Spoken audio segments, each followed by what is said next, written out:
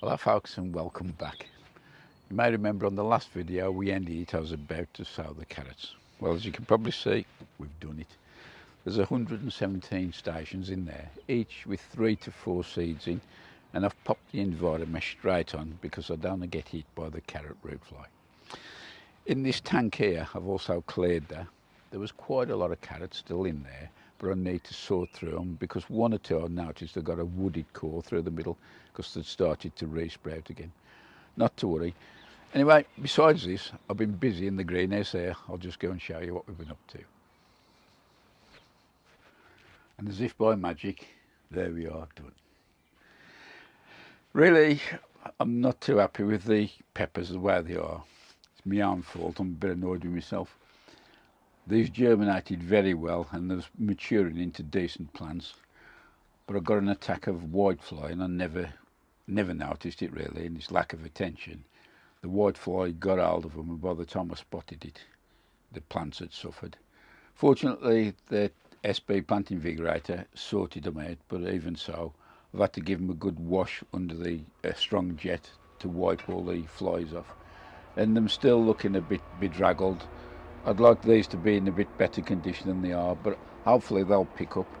Anyway, like I said before, there's 8 different varieties and I've doubled up that side, so I'll just tell you what they are. This side we've got Big Ben, Paragon, New Ace, Sweet Mixed, Corno di Toro Rosso, Beauty Bell, Bullhorn Mixed and the California Wonder, and so that's doubled on Bell side. I have added another 4 peppers to the spare ones we'd got in the allotment greenhouse, and I'll just tell you what those are when we go down to the greenhouse. And this is the 4 I've put in the greenhouse here. So there's New Ace, Sweet Mixed, Beauty Bell and Bullhorn Mixed, and that makes the greenhouse complete. It does whiff a bit here because I give them a comfrey feed and it's rather pungent. Over the last day or so we've had some quite heavy and prolonged rain spells. The ground soaked it up welcomely and I can see the difference in the plants. They've shot up. So what I want to do now is get this third and final sowing of peas in here. First of all, I want to move this manure pile. Actually the rain has done it good, it's made it nice and moist, ideal for bagging. So the first thing I'm going to do is bag these and store it just behind the bean trench.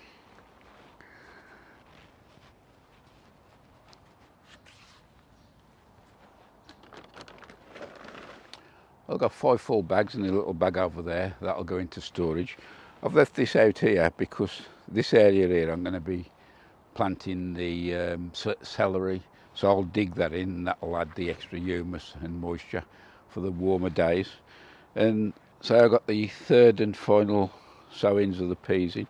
Hopefully they'll take off. The others are starting to pick up now. A bit dull under at the moment because I've got this temporary cover on with these things, but I'm probably going to pop these in the coal frame behind me, so these will be ready to go.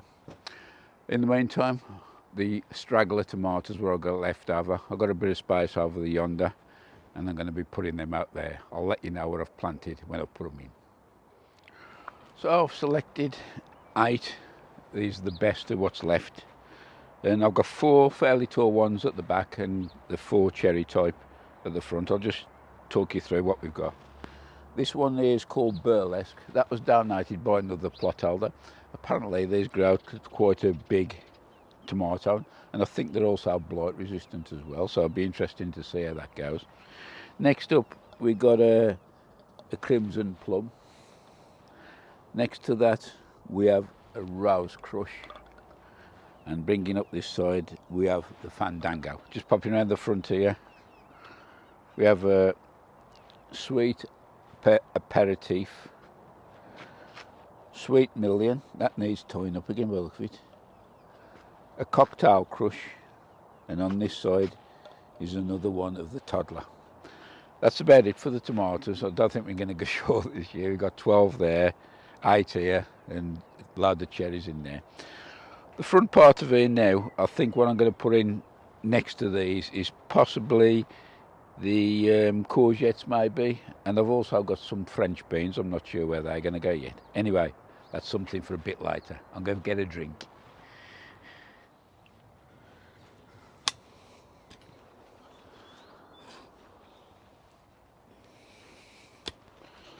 Just digging this manure into the top few inches of the bed, and hopefully I'm going to get a drop of rain tonight. It's gone really dark again. And tomorrow the plan is to get the celery out. That's quite high now, it's in the coal frame. So I'll just finish this off, and I'm going to call it a day for today. I've had enough.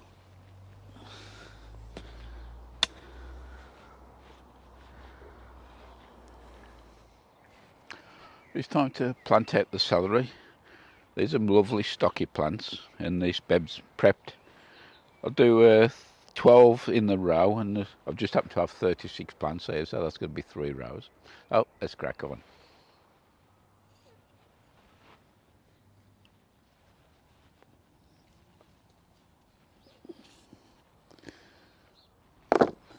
So that's the celery in 3 rows of 12. Must say I'm very happy with them plants. They're nice and sturdy. Bit root bend. They should have gone out quite a while ago, but not to worry. I know quite a lot of people have issues growing celery, but it's never ever troubled me at all. The only thing, they crop a bit later than I'd like to, but nonetheless. What I was thinking of doing is adding the celery into the Growing Made Easy series I've done, so that might be something I'll do in the near future. I've just got to dig through some of the old archives and find the different stages. Between this gap of the celery and the peas, I've actually got some celeriac there. Probably, I think there's about 15 plants or so, not because they grow obviously a much bigger ball on them, hopefully. I'm going to probably put 3 rows of 5 in here, and that'll just fill this gap up, and that's another bed complete. Right, I'm going to sort them out. Well, it's time to plant the plants that show who your true friends are. These are the courgettes, and definitely this year I'm only planting 2. I'm going to pop them in front of these tomatoes here. That'll leave a little space at the front, and the plan there is then to plant out the French beans, which I'm just up the top waiting. So first of all, let's get these in.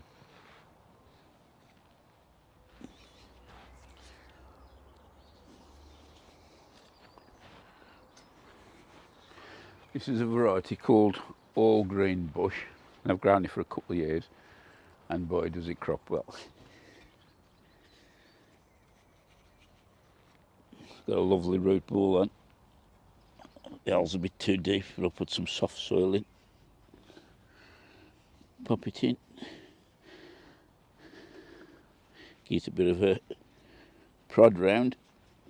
I like to leave a little well around the plant and all, because that concentrates the water down onto the roots. The first one in, now to the other one. Now they've got the courgettes in, I'm going to be planting the French beans. These are called Ferrari, and I've got slug pellets in the top now, but it was a bit too late. The slugs have had their more than a good fill out of here. Hopefully there'll be enough. If not, I might pop a few in just as a bit of a backup. In the meantime, I'm just going to dot these round randomly, and hopefully they'll get on the way.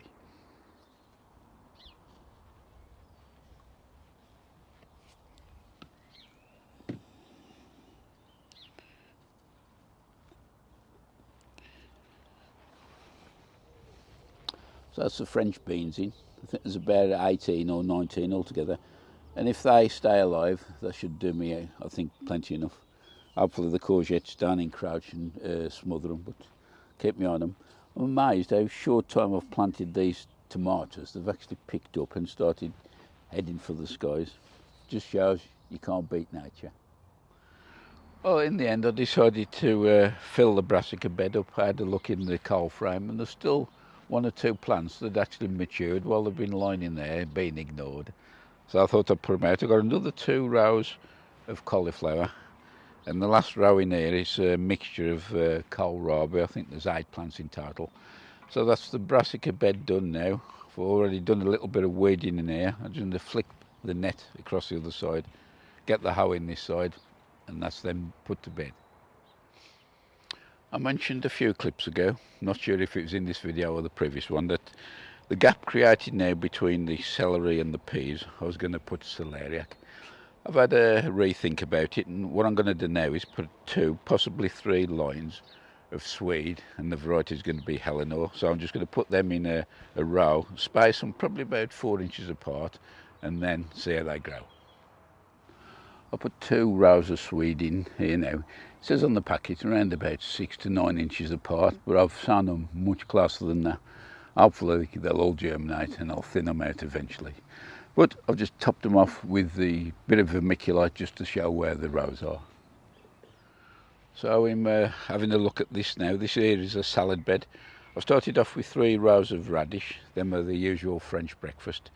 And then I've got another row here of pak choi, and it's called Colour and Crunch. Never ever grown it before. It was a magazine seed packet, I think, so I thought I'd just throw that in and see what happens. And I've also had another go at sowing spring onions. They've been an absolute disaster for me this year, and I've just done 42 cells. There's Ishikura, White Lisbon and Ramrod, and I've done those, given them a light covering with the vermiculite. I put those in the greenhouse where they've got plenty of air and light, and hopefully they'll come up better this time. So I'm attacking the final bed. The plan for this one is to get me parsnips in here. There's usually 32 will do, 4 rows of 8. And on the other side there, I've got some Celeriac still in the coal frame. That's more than ready to go out. So I'm going to get the Celeriac out first, and then we'll look at this next.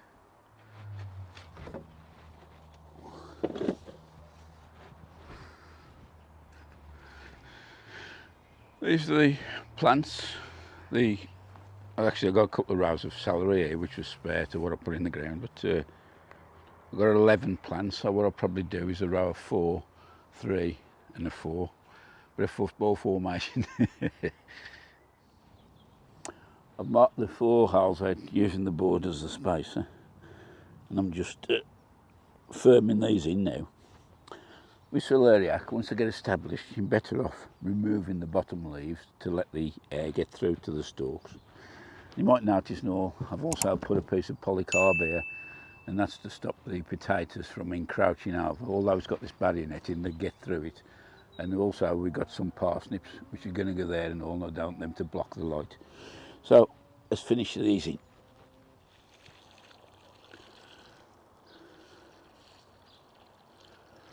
I must be losing my touch. When I looked in the tray, I got extra celeriac. I thought that was actually celery, but not to worry, it's given a bit of a bonus. I've got an extra row in now, so the total I've got 14 celeriac plants. Only thing left now is to get the parsnips in, but I think the rain's going to beat us. We're on the home run now, just marking out for the parsnips. Not grown so many this year. 24, that'll be 3 rows of 8.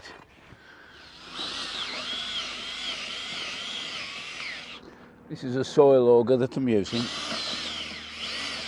Nice and gentle, and just peck it. I will put the pole in a bit later on just to get the conical shape. So I'm not going to film any more as usual. I've got a full video here growing parsnips from seed to the plate. I guarantee you'll get a good crop. That's about it for this one. Thanks very much for watching. In the next video is going to be quite a rare one. I think I'm going to do a plot tour. We're into June almost, and I haven't done the tour of the site yet, so that's one to look out for. So until then, take care all. See you later. Bye for now.